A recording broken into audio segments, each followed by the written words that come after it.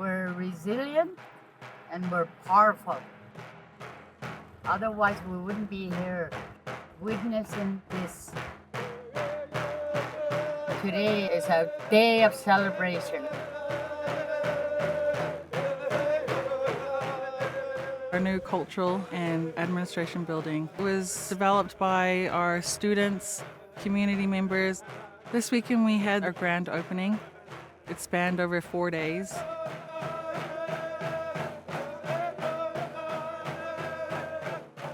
The theme was embracing our past to build our future, where we gather as one. And we welcomed about 1,200 people, so it was fantastic.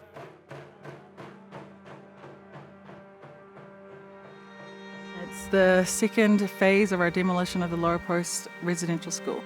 We had the demolition in 2021, where we saw about 600 survivors, members, our people gather to see the remnants of the school being demolished, which was used as our band office for the past 3 decades, which is terrible.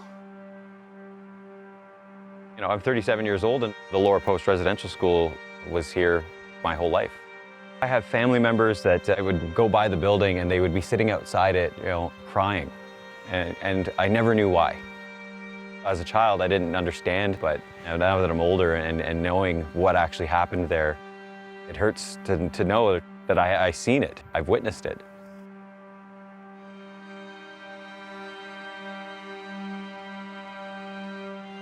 Had a really happy life as a child. Happy memories, just being surrounded by such a large extended family.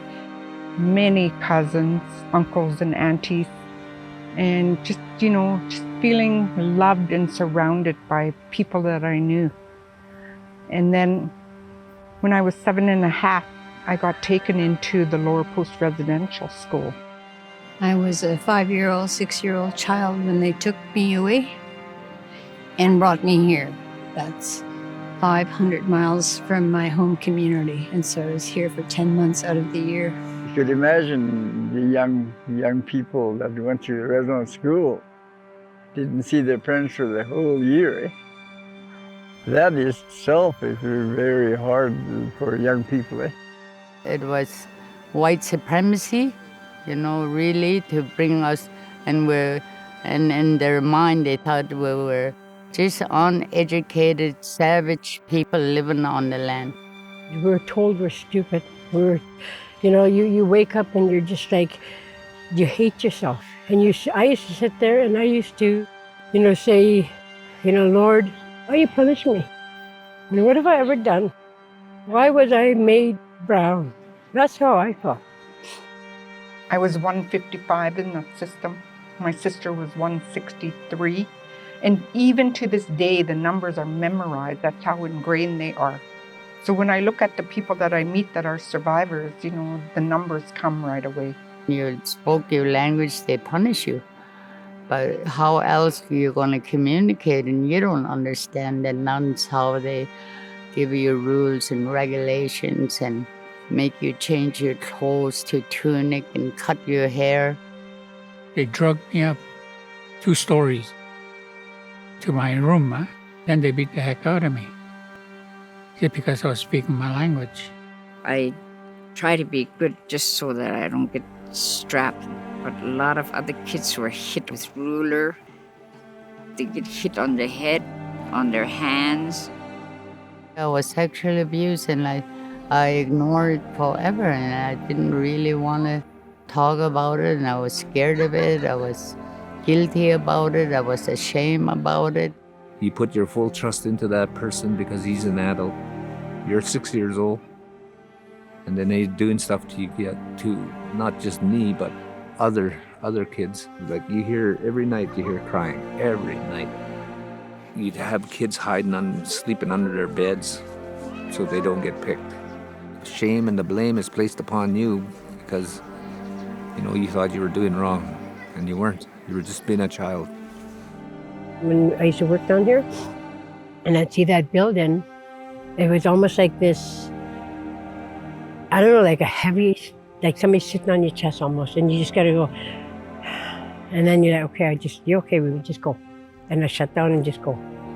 And that's all I did, and that's what my life was about. with I think that's what way we coped, way I coped.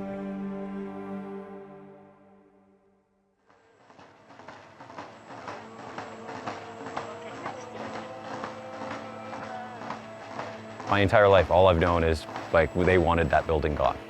So we tore it down. We had over 650 people in the community that day. Many of those people were survivors that went there.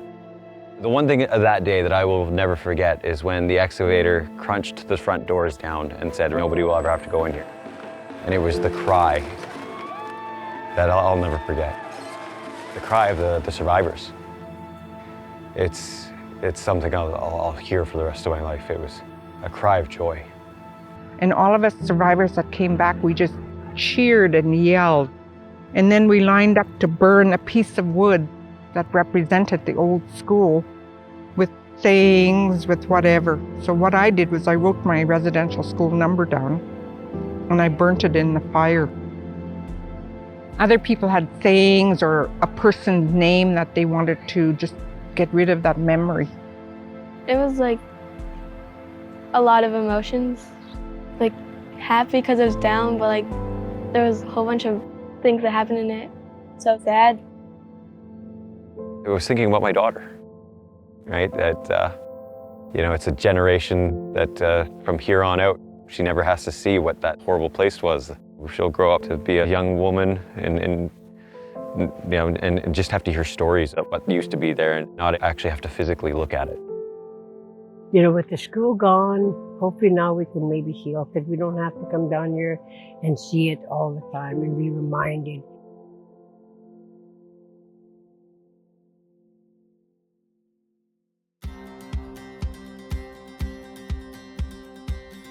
Started the construction of this building in 2022.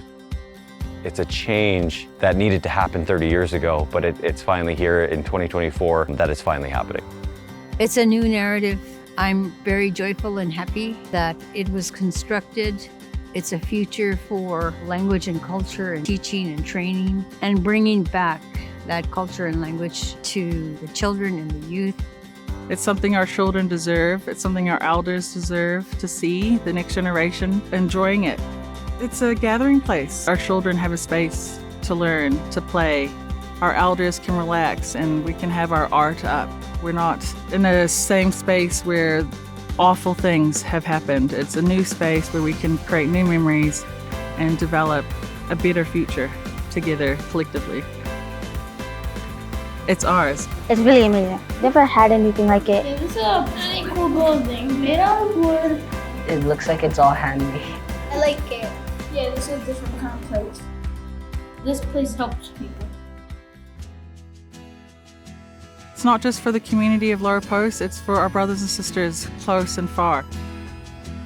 There were 18 residential schools across British Columbia, and I think we're the first to take a stab and do exactly what a future after a school could look like. I hope it to be a beacon of hope to all First Nations across British Columbia, across Canada.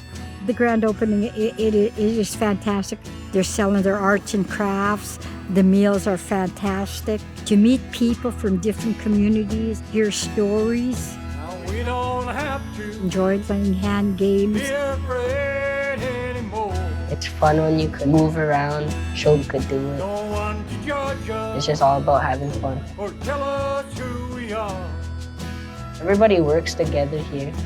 We're God's children, and we're shining like a star. So little brother, little sister, welcome home. Don't forget them, they know now what they've done. And our healing will be a journey to the end.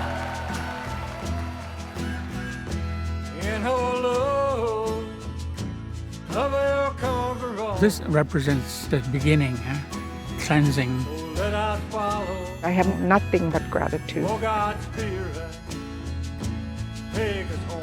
I just pray and hope that more healing and recovery will happen. Lower Post used to be a happy place, and then we have a horrible chapter of these dark days with the residential school, and that's behind us. And now the new chapter is we are looking back to identify as Kaska again, getting back to who we are, learning our language, learning our culture, and getting more in touch with the land. It just goes to indicate that First Nations could move mountains if they want. And they did it. They have the most beautiful building, brings pride to me. It opened the future for us. We don't have to be afraid anymore.